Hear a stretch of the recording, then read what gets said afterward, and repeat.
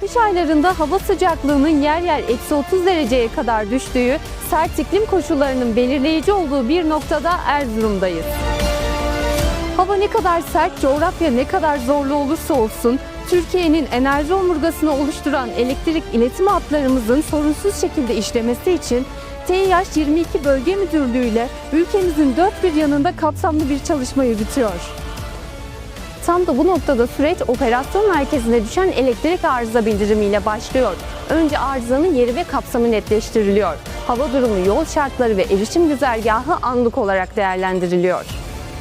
Ardından alanında uzman ekiplerimiz paletli araçlarla arızanın meydana geldiği noktaya intikal ediyor. Bölgeye ulaşıldığında süreci hızlandırmak ve sahayı daha geniş bir açıdan değerlendirmek amacıyla drone ile ön tespit çalışması yapılıyor. Kar ve buz yükü, şiddetli rüzgar ve tipinin deforme ettiği hat bileşenleri tek tek kontrol ediliyor. Bu süreçte ekiplerimiz tüm güvenlik tedbirlerini alarak iletim hattına erişim sağlıyor. Hat üzeri temizlenerek arızalı ekipmanlar onarılıyor ve hat yeniden devreye alınmaya hazır hale getiriliyor.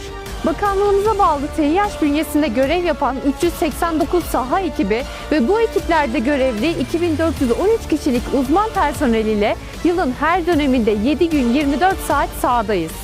Arz güvenliğimizi korumak, vatandaşlarımıza kesintisiz enerji ulaştırmak için daima görevimizin başındayız.